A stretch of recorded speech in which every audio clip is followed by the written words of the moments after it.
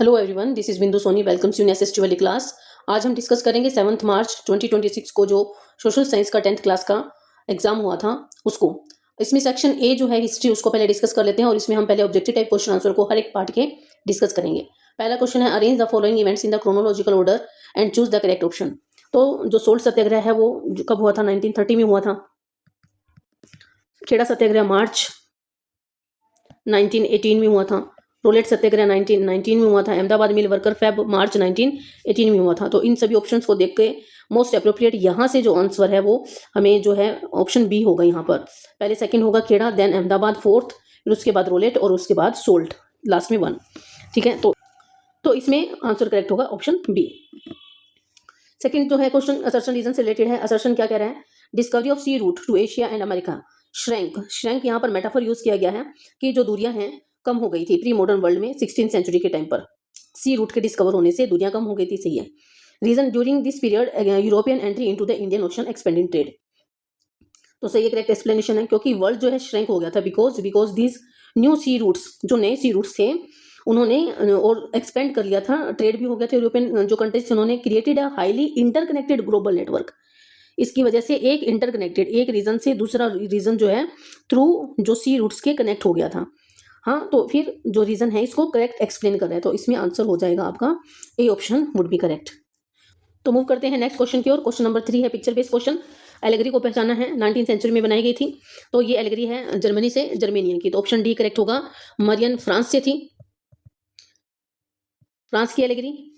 और ब्रिटेन की एलेगरी है, ब्रिटेनिया। और जो स्विट्जरलैंड है उसकी एलेगरी है हेल्वेशिया। फिर नेक्स्ट है विजुअली इंपेयर्ड के लिए है सिविल कोड किसने दिया? नेपोलियन बोनापार्ट ने, डी ऑप्शन सही है। फिर यहाँ से करेक्टली मैच पेयर को पहचानना था आपने। बाल गंगाधर तिलक गुलामगिरी नहीं, ज्योतिबा फुले अमर जीवन नहीं, रासुंदरी देवी का है ये, और ताराबाई शिंदे नहीं, स्त्री धर्म विचार गलत है। सी ऑप्शन करेक्ट है, राजा राम मोहन राय ने लिखा था संवाद कौमुदी, तो इसमें फोर्थ का आंसर होगा जो है सी। अब मूव करते हैं जियोग्राफी के ऑब्जेक्टिव टाइप क्वेश्चन की ओर। तो जियोग्राफी में जो क्वेश्चन है आइडेंटिफाई द सोइल को आइडेंटिफाई करना है। फीचर्स दे रखे हैं सोइल के। Extremely fine material, soil nutrients में रिच है और आइडियल है कॉटन के लिए। तो कॉटन आते ही दिमाग में आएगा हमारे पास कौन सा? ब्लैक सोइल, भी ऑप्शन करेक्ट है इसमें। नेक्स्ट क्वेश्चन है in which of the following state India has the largest permanent forest cover? B Madhya Pradesh का है सबसे ज्यादा, बी ऑप्शन करेक्ट है। करेक्ट ऑप्शन फाइंड आउट करना है। Major crops grown kharif, kharif में पैडी, पीज, मस्टर्ड नहीं होगा क्योंकि ये रबी क्रॉप्स हैं। मस्टर्ड ग्राम भी रबी क्रॉप्स हैं और मेज ग्राम भी है ये रबी। तो इसमें जो है अच्छा एकदम परफेक्ट आंसर है पैडी, ज्वार और मेज, ये सारी खरीफ हैं, खरीफ जो कि समर सीजन से हैं। नेक्स्ट क्वेश्चन की ओर मूव करते हैं। क्या कह रहे हैं? 13th नंबर क्वेश्चन हमें choose the appropriate option fill in the blank. तो इसमें है मेटेलिक मिनरल आयरन, ये हो गया ठीक है। कोल पूछना है हमसे, नॉन फेरस मिनरल नहीं आएगा, नियस नहीं है, फेरस नहीं है, एनर्जी रिसोर्सेज है, तो coal answer C is correct. Which of the following is an example of current fallow land? Current fallow land that is uncultivated, left uncultivated 1 year, तो ये होगा आंसर डी इसका। अब मूव कर लेते हैं नेक्स्ट क्वेश्चन की ओर। Match the column. Match the column में हमको इन्होंने दिए हैं नेशनल पार्क और स्टेट्स बताने हैं। तो सर इसका जो है राजस्थान में है, ठीक है, तो ए का 4 हो जाएगा।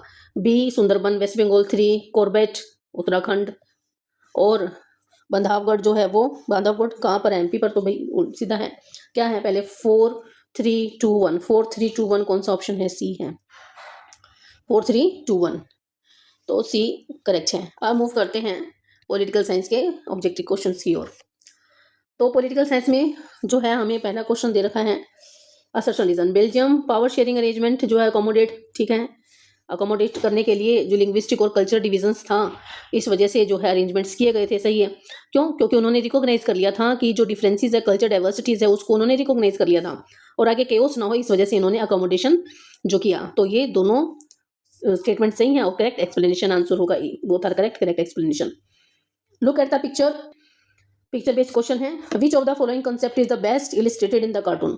तो कार्टून में बेस्ट जो है illustrated uneven distribution of wealth का है, ऑप्शन सी इसका करेक्ट आंसर होगा। विजुअली इंपेयर्ड के लिए आंसर होगा ये सी। नेक्स्ट क्वेश्चन क्या है हमारे पास? 22 नंबर क्वेश्चन है, ओड वन आउट को फाइंड आउट करना है।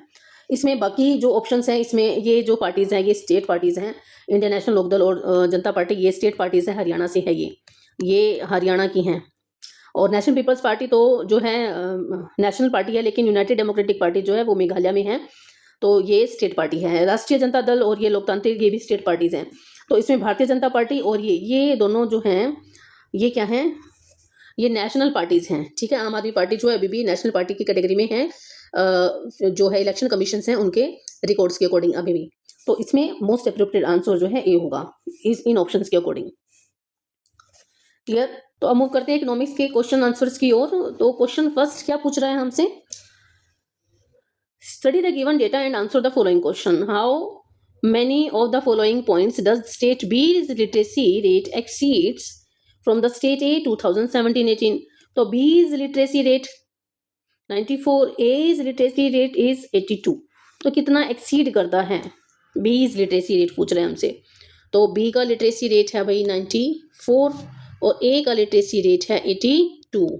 सब्ट्रैक्ट करेंगे 12, तो ऑप्शन आएगा हमारे पास ए, और ये ऑप्शन वुड बी करेक्ट। 12 दे रखा है। Identify the sectors of economy, next question, with the help of the information given below. Ownership of asset and delivery of the service in the hands of the private individual के हाथ में होता है, private individual के हाथ में, तो private word पर फोकस करेंगे। Activities are guided by the motive of earn profit, profit ज़्यादा से ज़्यादा, अर्न प्रॉफिट किसका मोटिव होता है? प्राइवेट सेक्टर का। तो आंसर होगा यहाँ पर प्राइवेट। पब्लिक सेक्टर का होता है सबसे क्या करना, वेलफेयर, है ना। और कोऑपरेटिव सेक्टर भी पब्लिक सेक्टर है, और जॉइंट सेक्टर जो है इसका आंसर नहीं होगा। तो ये है इसमें प्राइवेट सेक्टर इसका आंसर होगा। Now move to the next question. What is the question? Read the following case, choose the correct option. Megha has taken a loan of 5 lakhs from the bank to purchase a house. The annual rate on the loan is 12% and loan is to be repaid in 5 years in monthly installments. The 12% interest charged by bank to Megha is related to which of the following? किससे related है? Collateral तो वो set है जिस पर guarantee मिलती है या जो हम रखते हैं बैंक के पास, और ड्यूरेशन ऑफ लोन, डॉक्यूमेंटेशन, ये नहीं होगा। बेस्ट आंसर है इसका, माने कि करेक्ट आंसर है इसका कॉस्ट ऑफ क्रेडिट। क्यों? क्योंकि जो कॉस्ट ऑफ क्रेडिट है वो includes the interest rate and any addition fees, है ना, associated with the taking loan. तो ये होगा यहाँ पर कॉस्ट ऑफ क्रेडिट। क्लियर? क्यों? The 12% interest rate is the price. Megha जो है that Megha pays for what? Megha pays for borrowing money, और इन इकोनॉमिक्स और finance the cost of credit refers to the total amount of a borrower must pay in addition to the principal amount. तो the interest rate is the primary component of this cost. तो answer होगा इसके according cost of credit. B option would be correct. Collateral, collateral क्या है? ये तो security है, एक एसेट है, लाइक हाउस हो गया जो मेघा खरीद रही है, दैट इज मेघा बाइंग। तो that the borrower pledges to the bank until the loan is repaid. ठीक है। फिर सी ऑप्शन क्या करे? ड्यूरेशन ऑफ लोन, तो this is the tenure, time है ना, फ्रेम फॉर रीपेमेंट, और which in this case is the how many years, कितने साल का है ये? 5 years का है, तो ये नहीं होगा। और डॉक्यूमेंटेशन जो पेपर वर्क है that is required for the bank. Clear? तो आंसर हमारा अप्रोप्रिएट है cost of credit. Now the next question, which of the following is the main purpose of the trade barrier in global trade? Main purpose of a trade barrier in the global trade, choose the. Number A है जो option है वो क्या कह रहा है? To promote the growth of foreign companies in a country. फिर है to control the production of domestic industries, to regulate foreign trade in to country, और to stop foreign trade between the countries. तो question 32 हमसे पूछ क्या रहा है? Which of the following is the main purpose? Main purpose क्या है trade barrier का इन ग्लोबल ट्रेड में? ट्रेड बैरियर क्यों पुट करती है कोई भी कंट्री? मेन पर्पज पूछ रहा है ग्लोबल ट्रेड में क्या है?